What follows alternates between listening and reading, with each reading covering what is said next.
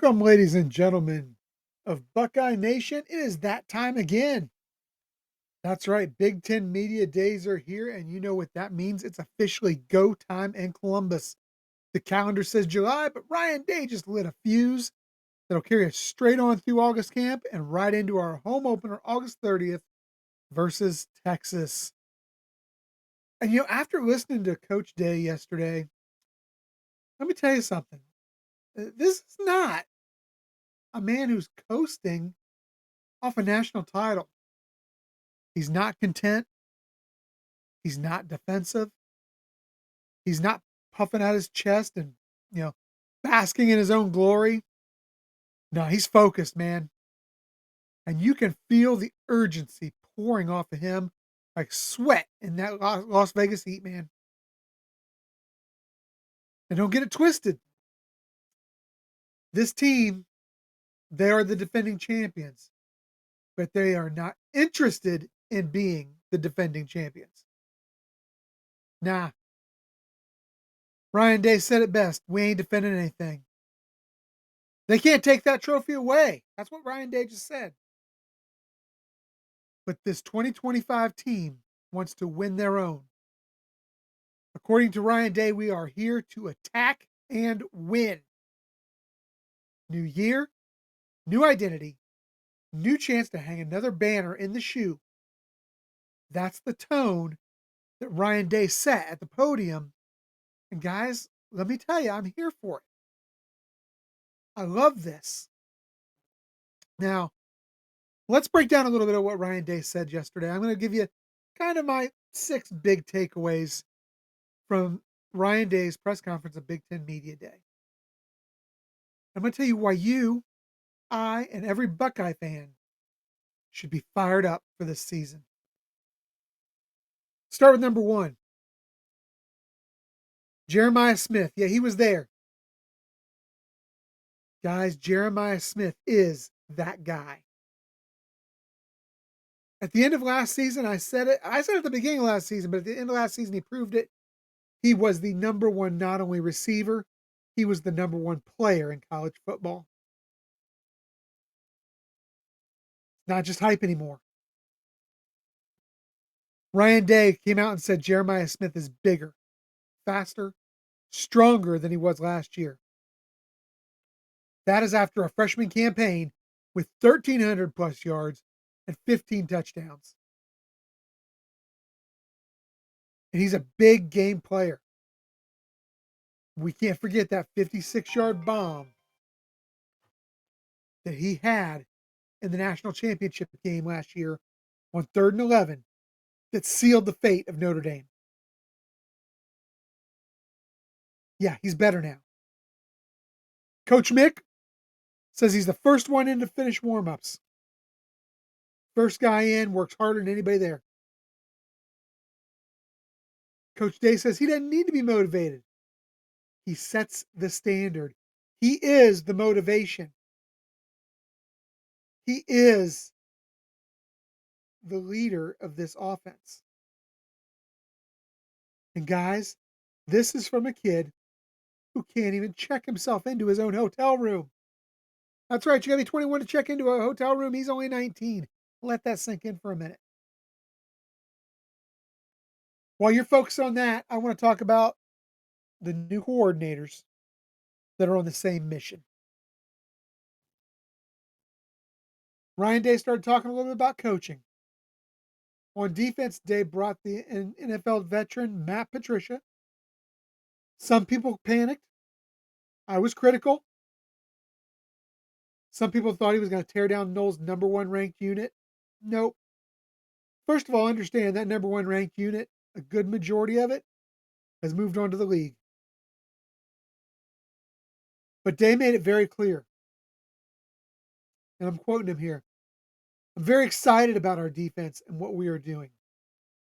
We wanted to keep continuity there, and that's one of the reasons it took us a very long time in the process of hiring Matt. He goes on to say Matt has his own background and things he likes. He'll make changes. But we want to keep the structure of what we've had in the past and keep it going. Guys, Matt Patricia is here to enhance this defense, not to overhaul it. The structure is going to stay. But understand that Patricia also brings a flexibility, an elite NFL insight. Guys, for those of you who are worried about the Silver Bullets, don't. They are going to be one of the, if not the best defenses in football this season. Bank on it. Offensively, got to talk about Chip Kelly's departure and Brian Hartline. You know, Day and Hartline came in about the same time. And Ryan Day said of Brian Hartline, he's grown from a really good player to a really good coach. Now, the next step is progression into becoming a really good coordinator. Guys, make no mistake. Make no mistake at all. Brian Hartline is going to be a great coordinator. Ryan Day has surrounded him with a tremendous coaching staff to help support him. Guys like quarterback coach Billy Fessler, brings back coach Carlos Lachlan, tight end coach Keenan Bailey, new offensive line coach Tyler Bowen. Guys, these are guys that Brian Hartline is going to work with very closely to ensure that he maximizes the offensive production this season. Ryan Day said it, maximizing our players and making key in-game adjustments. That is what Brian Hartline has to do, and he's going to do it. But know this, 9 years of offensive continuity ain't getting scrapped now, guys. It's not going nowhere. Not with weapons like Jeremiah Smith, Carnell Tate, C.J. Donaldson, James Peoples, Max Clare, Brandon Ennis, all the guys we've got in the two deep, all the young guys that are so tremendous.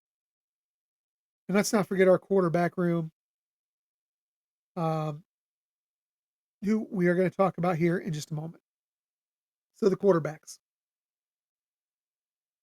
Guys, according to Ryan Day, this is a competition. Saying, Keenholz, Sinclair. Day says it's neck and neck. And they're going to be put under pressure. Because that's what being an Ohio State quarterback demands. He said Sayin has had to earn everything since he came in, and so far he's done just that. Of Lincoln, Day says he's a super athlete. Of Tavian, the size, makeup, and upside of a star. Remember, guys, we were all skeptical going into the quarterback competition last season as well. We all assumed Will Howard had it, and ultimately he did.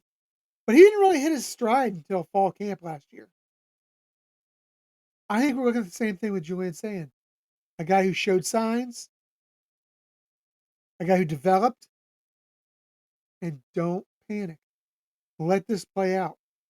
This competition is going to forge warriors, not just one, but 3. Takeaway number 4 for me. Guys, the Michigan problem, it's going to be fixed. It's going to be fixed. I love this response by Ryan Day. When he was asked how to beat that team up north, Ryan Day gave the simplest, most perfect, and snarkiest answer. By scoring more points than them. He's 100% on point. But you know what? It was the tone. It was the way he said it. There is a quiet confidence about him this year. In everything he says, every press conference, every movement he makes, there's a new confidence in Ryan Day. No excuses. No dodging. He owns a record that we know is a scar on his resume, Even though Buckeye Nation, the majority of us do not acknowledge 3 of those wins due to cheating, Ryan Day doesn't make that distinction. But Ryan Day is not making the same mistake again. He got conservative last November, and it cost us. In the CFP, Ryan Day went out there like a man with nothing to lose. He turned up the aggression and he won it all. Loserines fans, you better prepare. Don't expect the 2025 version of Ryan Day.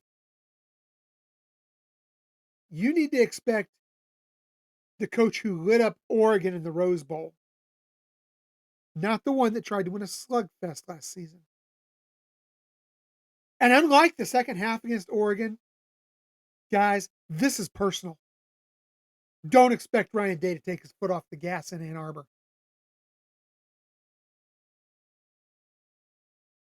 Number 5.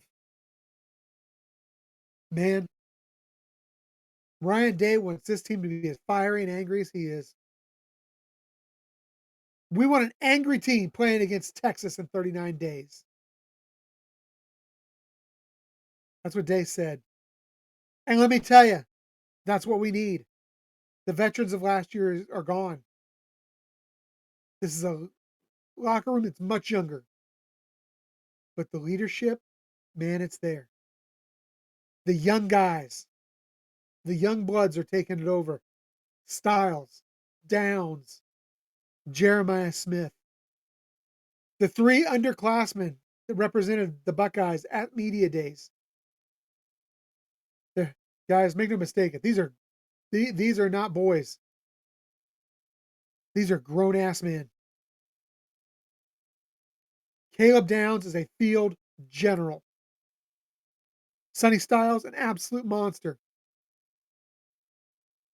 Jeremiah Smith, the best player on the field anytime he steps between the lines. And this team isn't satisfied with last year. They're hungry.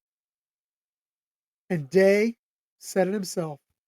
They want their own legacy.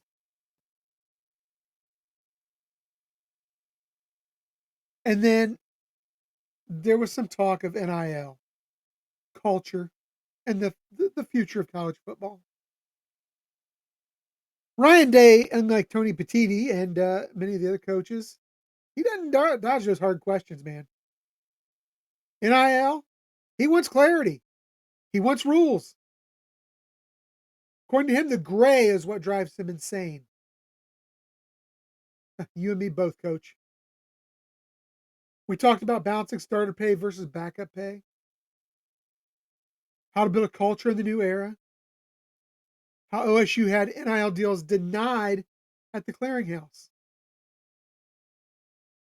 He's not scared of NIL. He's embraced it. But he wants integrity and he wants enforcement in the way it's done. And honestly, NCAA, clearinghouse, Tony Petitti, that's leadership.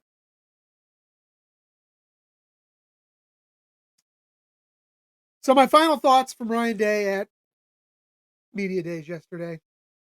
Guys, Ryan Day, he ain't on a victory lap. He's not out there patting himself on the back. He ain't basking in the glory of his own championship. He's reloading, refocusing, reasserting control, and he is hell-bent on reasserting dominance in the Big Ten. It's not about 2024 anymore, guys. This is about legacy, identity, and scum. It's about revenge. It starts with Texas, and it ends in Ann Arbor. I've never seen Ryan Day this locked in, this focused, yet at the same time, this comfortable. It's taken into his 7th full season of coaching.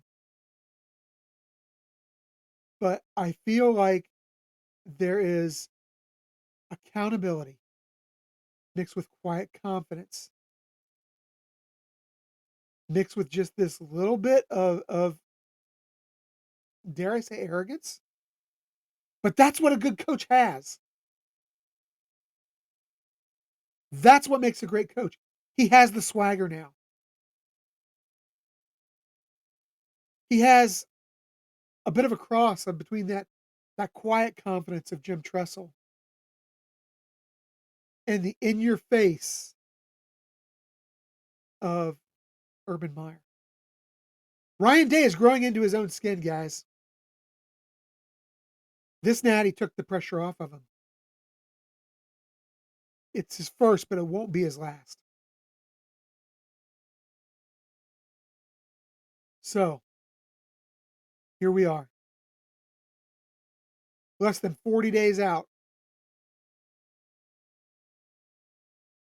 as 5 weeks approaches here on Saturday. Get loud, get ready, mark it down. This team isn't defending a title, they're chasing the next one. The Buckeyes are here to create a dynasty.